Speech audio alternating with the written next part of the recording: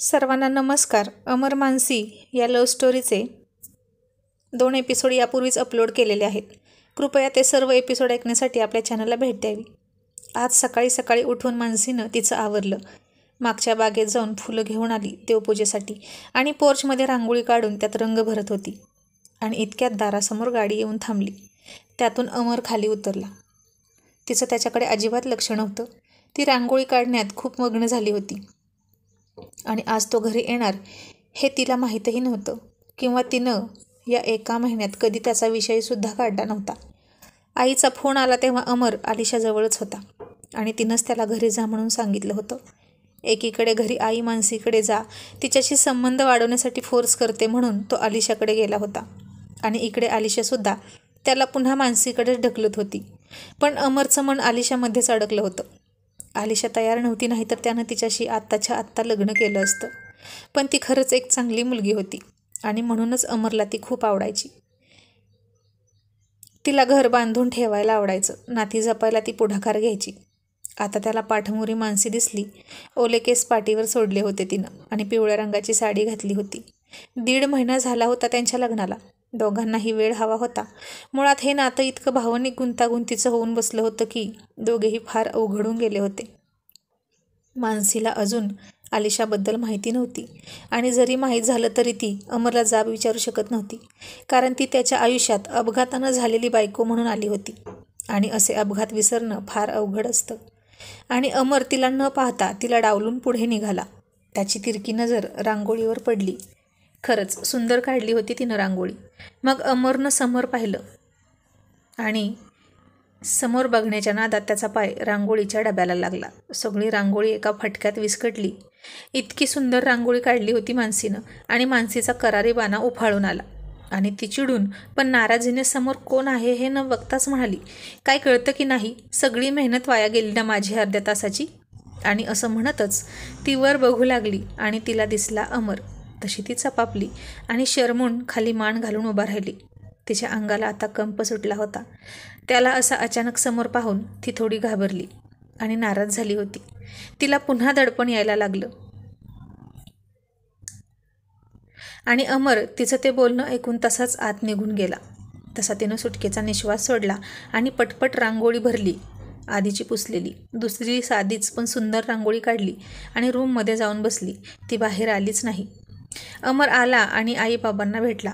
आई म्हणाली, अमर कसा आहेस बाळा? आई, मी ठीक आहे, तो बाहेर बघत म्हणाला. आणि तिने आता तो आल्या आल्या लगेच मानसीचा विषय काढला नाही. ती म्हणाली, अमर तू फ्रेश होऊन ये, नाश्ता करून घे. आता अमरला वाटलं की तीही असणार डायनिंग टेबलवर, म्हणून तो म्हणाला, आई माझा नाश्ता माझ्या रूममध्ये पाठव, मी कंटाळलो आहे. आणि असं म्हणून तो निघाला. त्याला मित्राचा कॉल आला. तो बोलत बोलत बाहेर आला आणि त्याची नजर त्या रांगोळीवर गेली. फक्त 5 ते 7 मिनिट झाले होते अमरला इथून जाऊन, आणि इतक्या कमी वेळात दुसरी रांगोळी, तीही इतकी सुबक नक्षीकाम केलेली. कसं शक्य आहे हे, असं त्याला वाटलं. मग त्यानं तिकडे दुर्लक्ष केलं आणि कॉल संपवून सागरच्या रूममध्ये गेला. बाथरूममध्ये जाऊन आंघोळ करत बसला.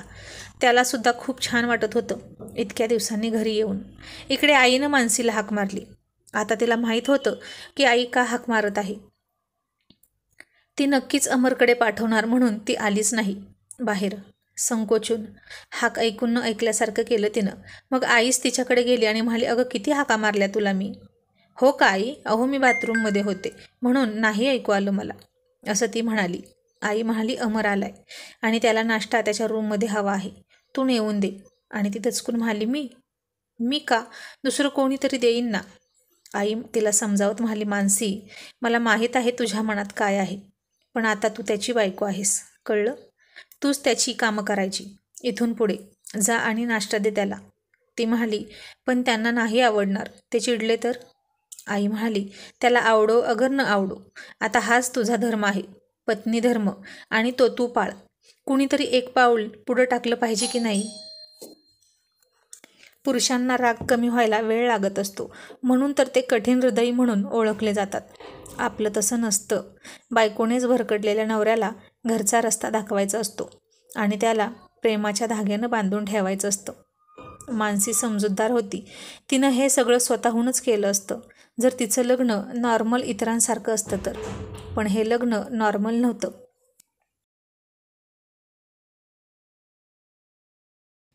याची सुरुवातच कशी करावी, पुढे कसं जावं हेच तिला समजत नव्हतं.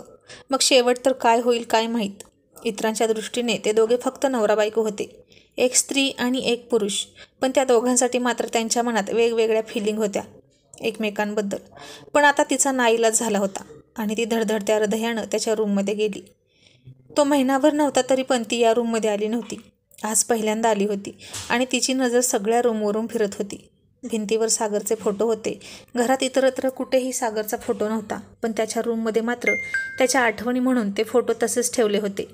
ते रूम आयुष्यभर तशीच जपून ठेवायची होती राजलक्ष्मीला, मुलाची आठवण म्हणून.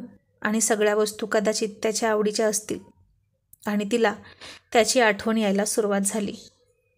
तिचे डोळे पाण्यानं गच्च भरले आणि ती हातात ट्रे घेऊन तशीच उभा होती आणि त्याच्या फोटोशी बोलत म्हणाली, का असं गेलात तुम्ही अचानक? आज तुम्ही असता तर हे काहीच झालं नसतं. आज हे घर आनंदी असतं. मला स्वप्न दाखवून ती अपूर्ण ठेवून गेलात. आणि आता काय होऊन बसलं बघितलं ना. कशी राहू मी, काय करू? माझ्या मनाचा तर कोणी विचार केला आहे की नाही काय माहीत, पण मी कोणाला दोषसुद्धा देऊ शकत नाही. दोष देऊ तरी कोणाला देऊ? नशिबाला, आईला, अमरला की तुम्हाला? हो, सगळा दोष तुमचाच आहे. तुम्ही मला एकटे टाकून गेलात. ती रडतच त्याच्या फोटोकडे पाहत तक्रार करत होती. इतकं सोपं नाही माझ्यासाठी तुमची जागा इतर कोणालाही देणं. मी हे करेन की नाही मला माहीत नाही, असं म्हणून ती रडायला लागली. फोटोतला सागर तिच्याकडे बघून हसत होता आणि इतक्यात अमर बाथरूममधून बाहेर आला आणि त्यानं हे सगळं ऐकलं. तोही भावनाविवश होऊन त्याचा सागरच्या आठवणीनं कंठ दाटून आला. तिच्या भावना त्याच्यापेक्षा वेगळ्या नाहीत हे लक्षात आलं त्याच्या. आणि तो पुन्हा बाथरूममध्ये गेला. जोरात दरवाजा उघडला जेणेकरून तिला कळावं की तो आलाय. मग ती भानावर आली आणि तशीच टेबलवर ट्रे ठेवून एक अक्षरही न बोलता निघून गेली. अमर आता दुःखी झाला होता.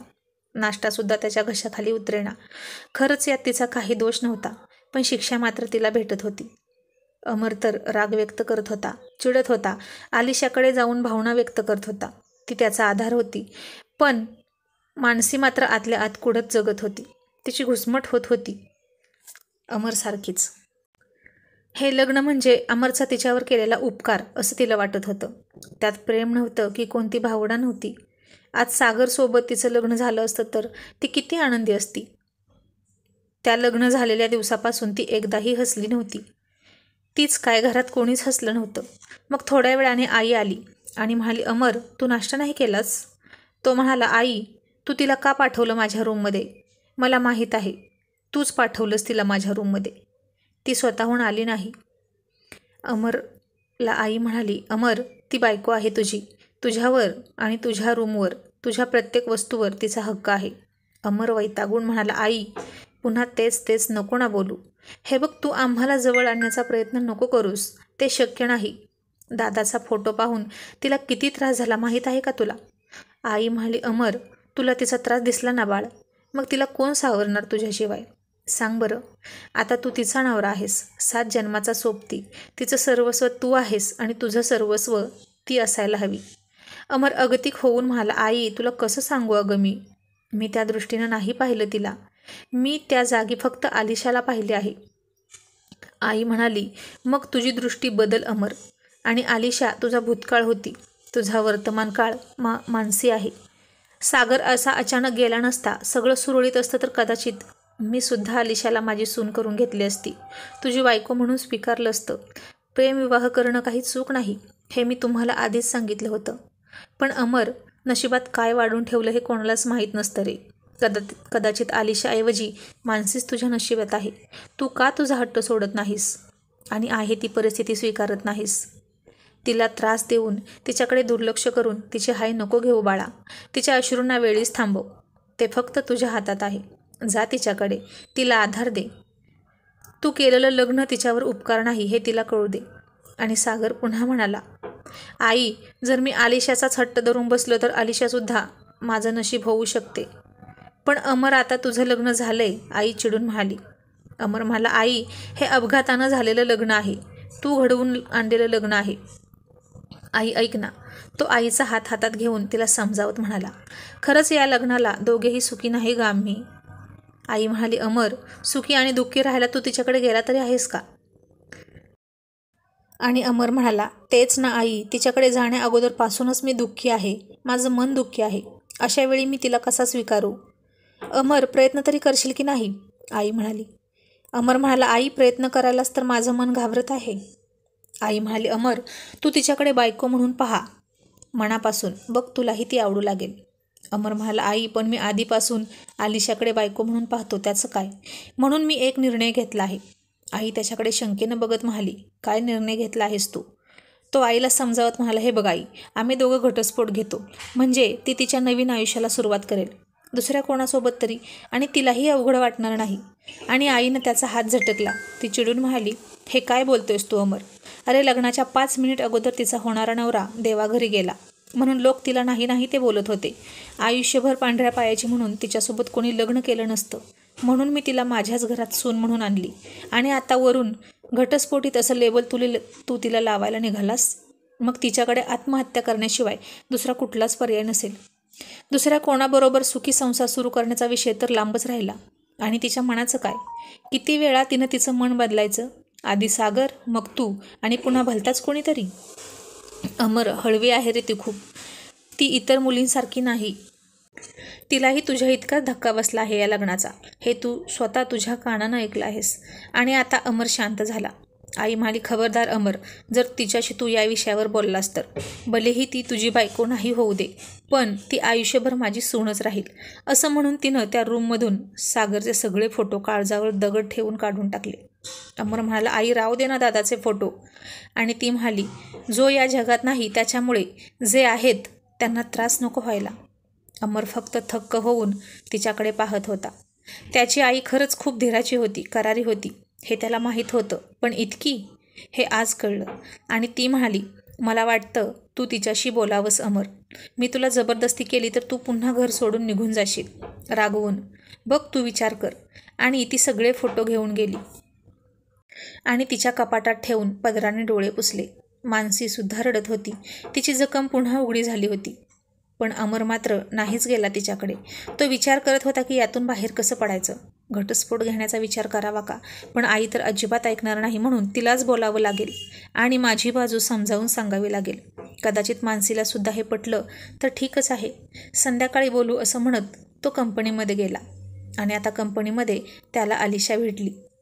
आता ती त्याला टाळत होती. अमर मात्र सारखा तिच्याकडे पाहत होता. कंपनीत सगळ्यांना त्या दोघांच्या प्रेमाबद्दल माहीत होतं. त्या दोघांचं एकमेकांवर खूप जीवापाड प्रेम होतं.